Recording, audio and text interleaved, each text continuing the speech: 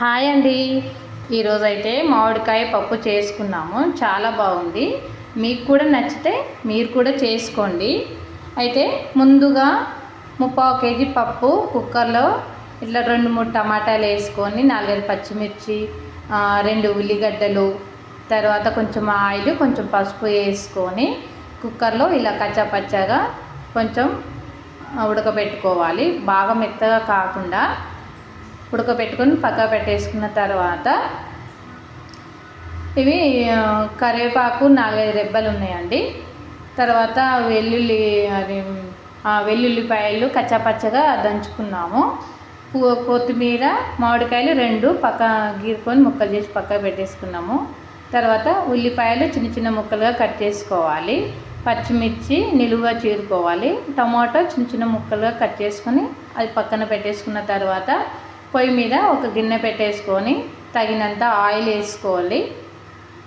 వేసుకున్నాక పోపు గింజలు, ఎండుమిర్చి వేసుకోవాలి. అవి వేగిన తర్వాత పచ్చిమిర్చి వేసుకోవాలి.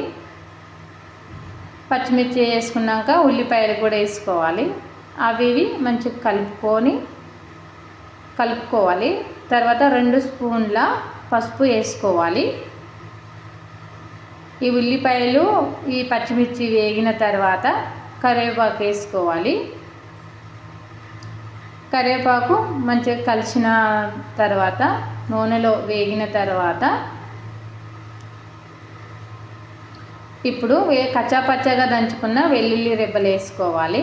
అవి కూడా వేగాలి. నూనెలో వేగితేనే స్మెల్ బాగా వస్తుంది. ఇప్పుడు టమాటా వేసుకోవాలి. టమాటా వేగిన తర్వాత కొంచెం ఉప్పు వేసుకొని కట్ చేసుకున్న మామిడికాయ ముక్కలు వేసుకోవాలి. అవి మంచిగా మగ్గిన తర్వాత ఒక 3 స్పూన్ల కారం వేసుకోవాలి.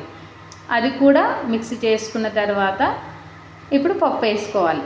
పప్పు వేసుకొని దాంట్లో తగినన్ని వాటర్ వేసుకోవాలి. మంచిగా కలుపుకొని ఒక 10 నిమిషాలు ఉడకనివ్వాలి. ఉడికిన తర్వాత ధనియాల పౌడర్ వేసుకొని ఆ ధనియాల పౌడర్ కింద మంచిగా ఉడికేంత వరకు ఒక 10 నిమిషాలు 5 నిమిషాలు ఉడికిన తర్వాత మంచిగా కొత్తిమీర చల్లుకొని దింపేసుకోవడమేను. చాలా బాగుందండి మామిడికాయ పప్పు.